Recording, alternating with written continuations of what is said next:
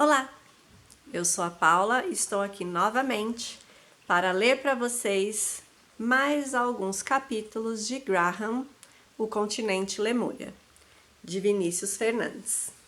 Espero que vocês acompanhem a leitura, que vocês estejam gostando. Vamos lá? Capítulo 15. Jordan, Peter e Lillian haviam acabado de sair do cinema. Como os dois rapazes estavam tentando animá-la, viram o filme predileto dela, repleto de zumbis e muito sangue. Havia menos de uma semana que ela e Alex, seu namorado, haviam se separado. Lillian recusava-se a falar sobre o motivo, pois alegava ficar triste quando o fazia. Afinal, 2 anos de namoro é um tempo em que se constrói grande intimidade. O mesmo podia-se dizer de Peter e Jordan. Durante os quase 2 anos em que estavam juntos, os rapazes sentiam-se cada vez mais próximos um do outro e mais felizes a cada dia que passava.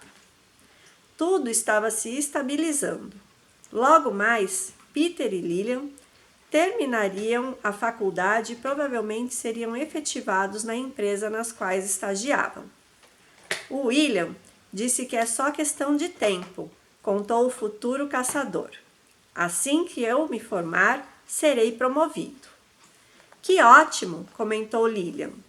Comigo também será assim, lá onde eu trabalho. Ainda bem que tudo está dando certo, né? Jordan sorriu para os dois. No entanto, ainda havia algo que não estava indo muito bem.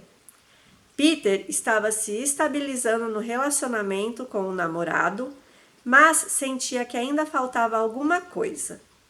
Sua relação com os pais de Jordan era ótima, e era disso que ele sentia falta em sua casa. O fato de ter que mentir toda vez que fosse sair com o outro rapaz, quando eles iam dormir fora ou viajar para ter alguns dias juntos, já o estava cansando. Ninguém consegue viver de mentiras para sempre, pelo menos não completamente. Aquela vida dupla estava sufocando e se sentia-se mais próximo de Jordan a cada dia, em contrapartida. Afastava-se cada vez mais de seus próprios pais e do irmão.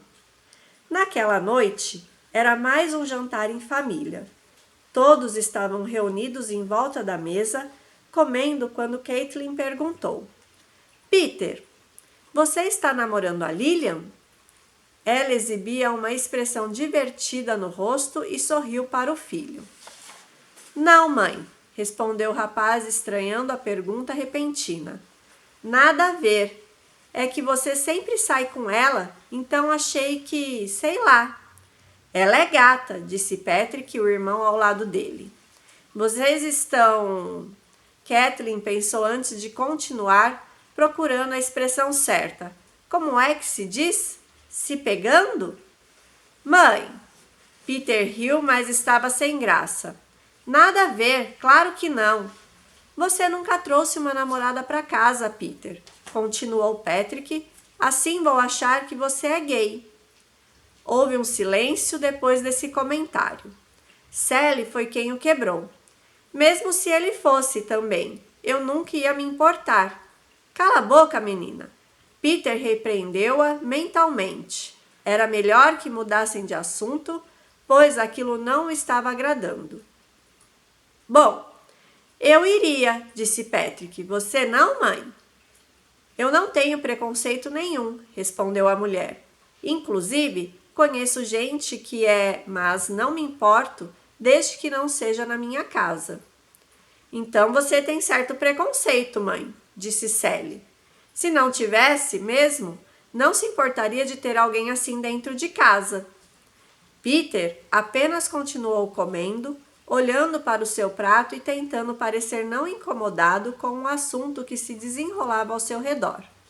Marcos, seu pai, olhou o filho sem dizer nada e também continuou comendo. Não é isso que estou dizendo, Sally. Eu sou homofóbico e assumo, cortou Patrick. Acho que essas pessoas são tudo safadas e não merecem ter os mesmos direitos que a gente. Se o Peter fosse gay, eu mesmo botaria para fora de casa, pois depois do pai, eu que mando nessa casa. Meu Deus! Sally parecia indignada. Calha a boca, Patrick! Mas acontece que o Peter não é. Caitlin queria colocar um fim naquela conversa. Espero que não. Mas, mãe, você não acha estranho ele ter 25 anos e nunca ter trazido uma Um som metálico cortou a fala de Patrick e preencheu o ar da cozinha da casa dos Graham quando Peter jogou o garfo no prato, espalhando um pouco da sua comida pela mesa. Os próximos 10 segundos foram seguidos pelo completo silêncio, enquanto todos os membros da família olhavam o rapaz que respirava ofegante tentando controlar sua raiva. Mas era tanta que ele não conseguiu e explodiu. Por que vocês não calam a boca e param de falar de mim como se eu não estivesse aqui? Gritou. Aquela discussão estava deixando seus nervos à flor da pele. Querem parar de falar da vida dos outros como se vocês soubessem de algo? Ele respirava mais acelerado do que nunca agora. Não entendia o que estava acontecendo. Só sabia que queria colocar tudo para fora naquele exato momento. Engulam seus comentários preconceituosos. Dito isso, ele virou-se para o irmão na cadeira ao lado e encarou sua expressão de surpresa e receio. Sabe por quê, Patrick? Hein? Sabe? Houve um outro momento de silêncio e tensão, no qual só o tic-tac do relógio na parede podia ser ouvido. Porque eu sou gay. Os olhos do irmão arregalaram-se e continuaram encarando Peter, que arrastou sua própria cadeira e levantou-se. Sally abriu a boca surpresa pelo modo como acontecera a revelação e cobriu-a com as mãos sorrindo. Caitlin e Marcus apenas olharam o filho. Suas expressões eram indecifráveis. Peter já estava a caminho da porta da saída quando o pai o chamou. Filho! O rapaz parou sob o arco que separava a sala da cozinha e voltou-se. Seus olhos azuis cruzaram-se com os de Marcus por um instante, e nenhum dos dois disse uma palavra. Peter, então, voltou para o cômodo, pegou o celular que esquecera sobre o balcão e bateu a porta da sala ao sair de casa. Marcus levantou-se para ir atrás do rapaz, mas Caitlin o segurou pelo braço e disse: ele vai voltar. Do lado de fora, Peter caminhava rapidamente sobre os postes de luz que iluminavam a rua. A princípio, não sabia para onde ir, mas ao chegar à esquina, decidiu-se e começou a andar com um rumo. Ele não acreditava no que acabara de fazer. Mas não importava mais. O que fora dito não podia ser apagado.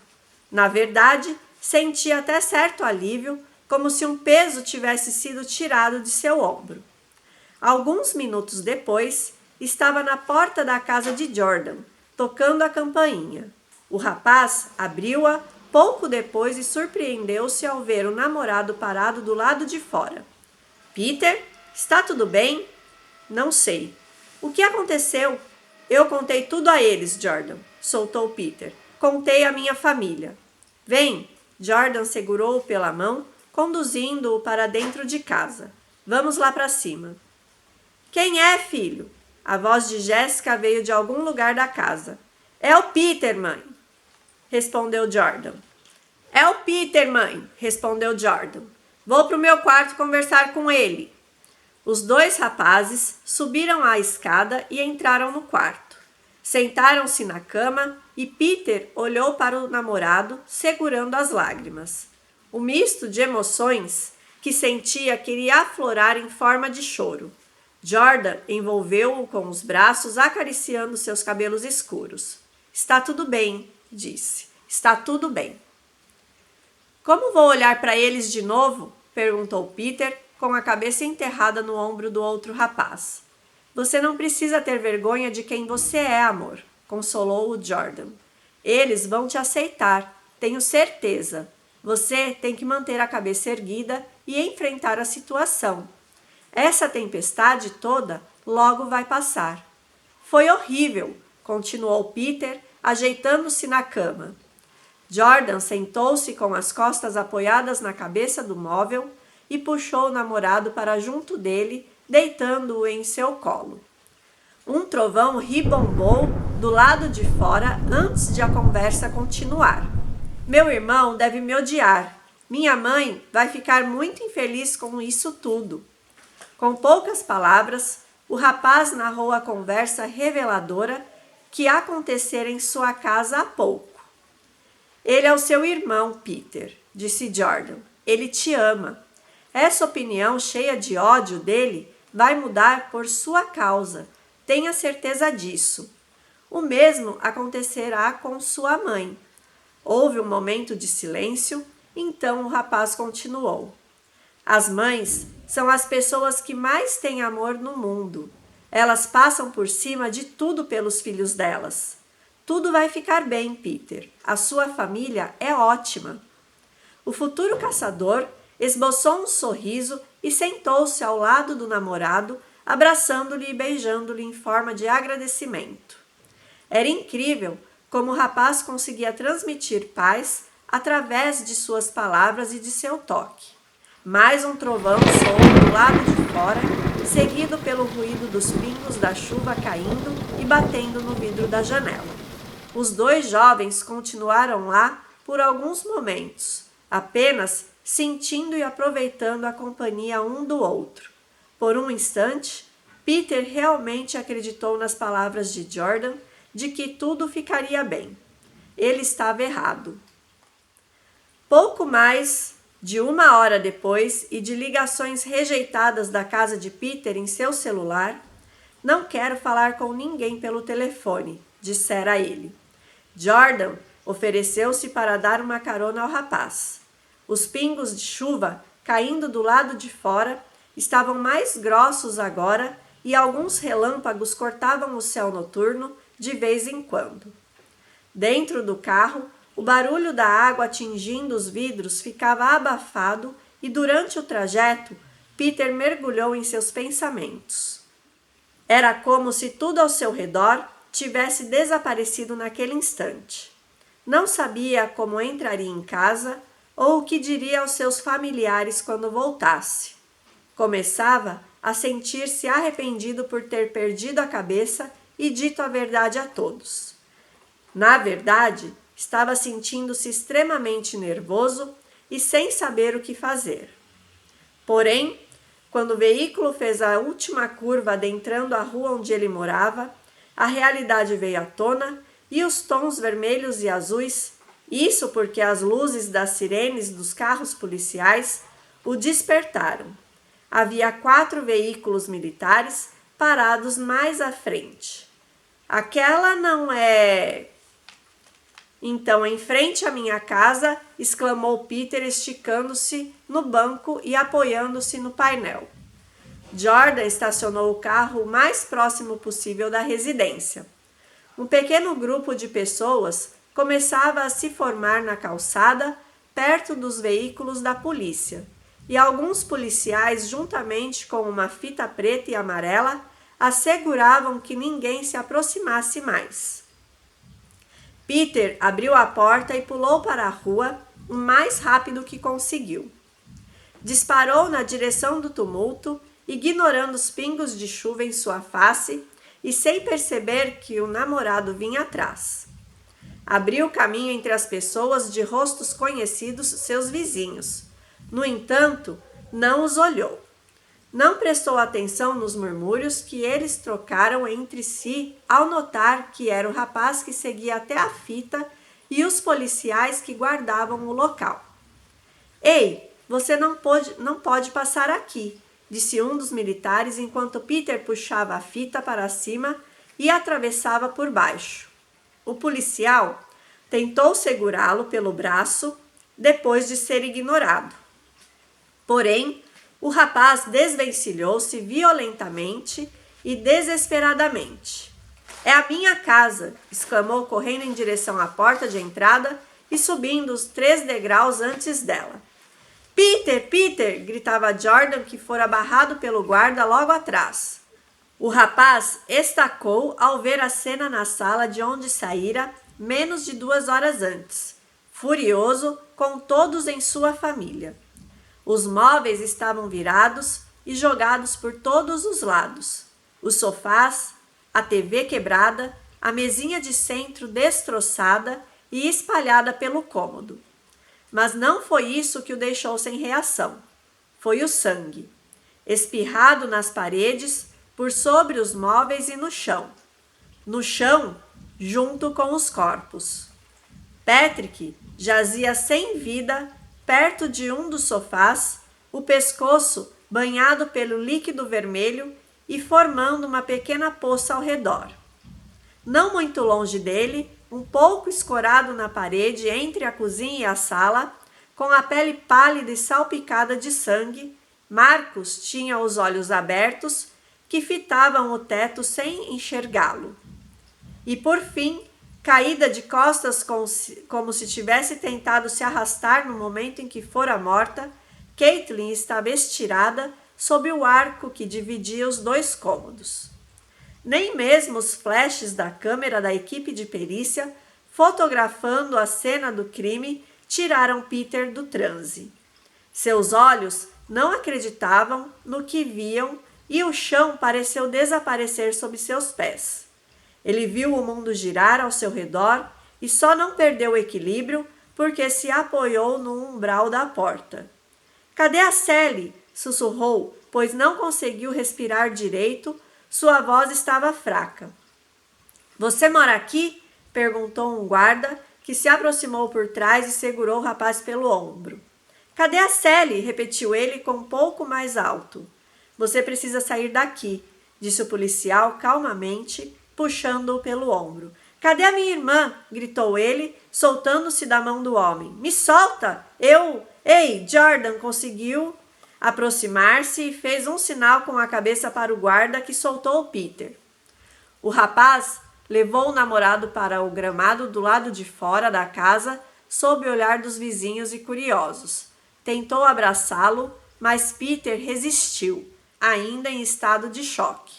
Jordan não desistiu e apertou o corpo do outro rapaz contra o seu, que cedeu à demonstração de carinho e deixou-se confortar no ombro dele, sem impedir que as lágrimas saíssem numa enxurrada de soluços e gemidos, uma dor excruciante que atingia o seu coração. Capítulo 16.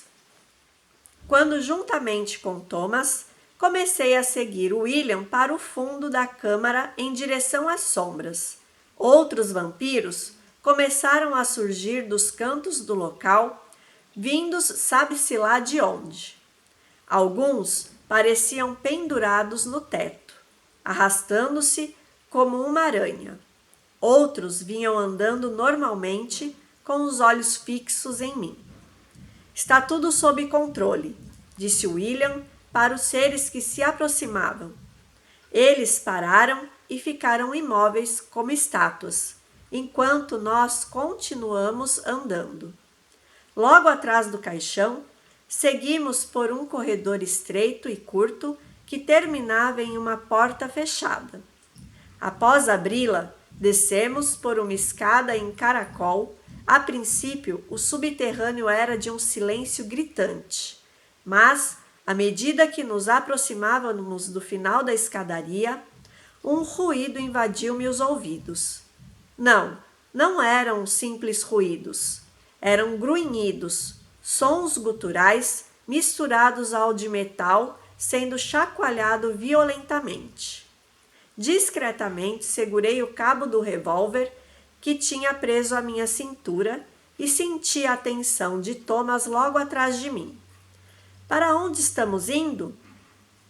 Minha pergunta foi respondida logo em seguida. Quando paramos de descer, vimos-nos em um corredor de concreto cujos 2 lados eram tomados por celas gradeadas e a iluminação vinha de uma única lâmpada acima de nossas cabeças. Em cada uma delas havia algo ainda pior que um vampiro. "O quê?" Thomas não conseguiu terminar a pergunta, talvez por estar abalado pela visão. Os sons guturais e raivosos que havíamos ouvidos durante a descida tornaram-se mais altos e nítidos, pois vinham dos seres no interior das celas.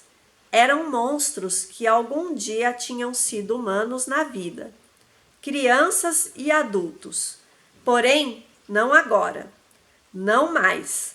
Naquele momento, eles eram criaturas com cabelos desgrenhados e sujos, opacos, a pele empalidecida e levemente acinzentada. Exibia cada veia que corria pelo interior de seus corpos magros e extremamente ossudos. Algumas vestiam roupas velhas rasgadas e imundas, enquanto outras estavam completamente despidas. "O que são essas coisas?" perguntei. "Isso, meu caro Peter", disse William sorrindo, "são as minhas armas." Thomas apertou ainda mais o fuzil que segurava, e eu fiquei mais alerta do que já estava. William exibiu uma falsa expressão de surpresa ao dizer: "Ah, não, por favor, não são armas para usar contra vocês. No momento certo, se necessário, serão usadas primeiramente contra os lobisomens, é claro." "Cadê a minha irmã?" "Ah, sim. Bem lembrado. Venha comigo." Começamos a caminhar entre as celas e o barulho aumentou quando as criaturas irracionais se jogaram contra as grades, grunhindo e jogando os braços com as mãos ossudas sujas de sangue e dedos de unhas grandes e pontiagudas numa tentativa de pegar a mim ou a Thomas. Seus dentes eram podres, obscurecidos e às vezes também cobertos por sangue que escorria pela boca e pintava seus queixos pálidos. No chão, em meio às sombras de algumas celas, pude ver os corpos degolados, mutilados, que serviram de alimento a eles. "Sua irmã está na última." Comecei a temer pelo que encontraria. À medida que nos aproximávamos da última grade, silenciosa e tomada pelas sombras, ouvi as batidas do meu coração estourando meus tímpanos. Quando encontrei minha família morta naquela noite, 3 anos atrás, Sally havia sumido. Só havia os corpos de meus pais e do Patrick, mas o de minha irmã não fora encontrado, nem mesmo o sinal dela. Nada de sangue, nada. Até o presente momento, ela estava como desaparecida para as autoridades. Mas, para mim, eu havia perdido as esperanças. Os vampiros que haviam atacado minha casa poderiam tê-la levado viva, mas com certeza haviam-na matado depois. Ou, pelo menos, era isso que eu pensava.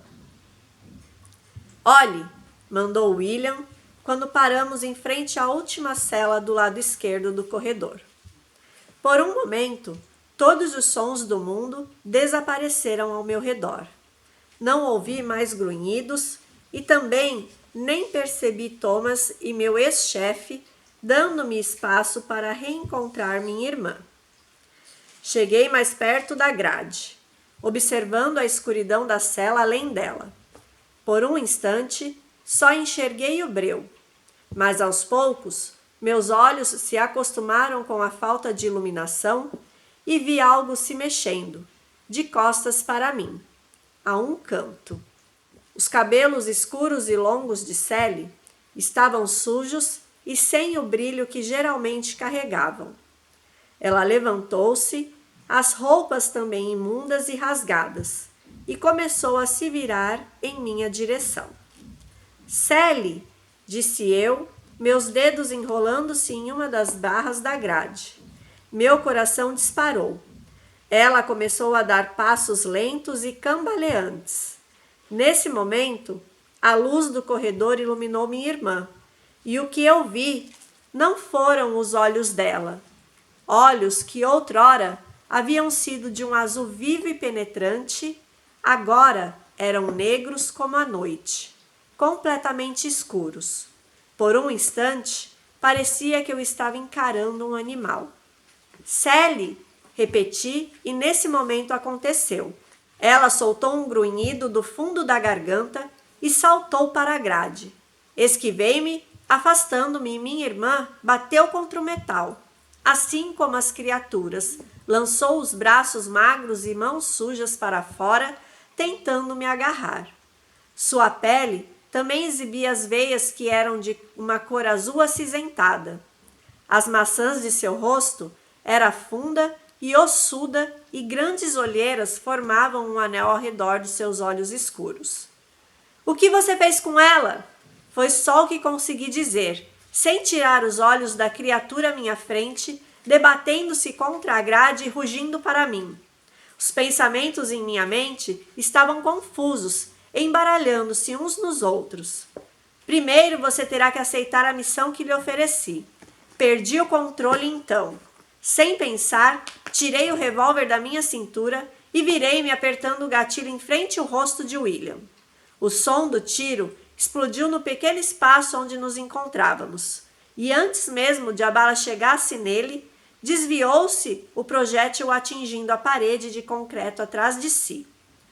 Tudo aconteceu tão rápido que eu só pude sentir o impacto contra minha nuca quando ele me golpeou por trás. Caí em direção ao chão, perdendo os sentidos antes mesmo de atingi-lo. Quando acordei, novamente, demorei alguns segundos para me lembrar do que havia acontecido. Estava sentado e senti que algo prendia minhas mãos atrás do meu corpo. Olhei para o lado e vi Thomas na mesma situação, preso a uma das pilastras na câmara onde o primeiro conflito havia acontecido. Os corpos dos caçadores que haviam morrido ainda estavam ali, não muito longe de mim. Havia um coração humano secando no chão ao lado de um deles. O que aconteceu?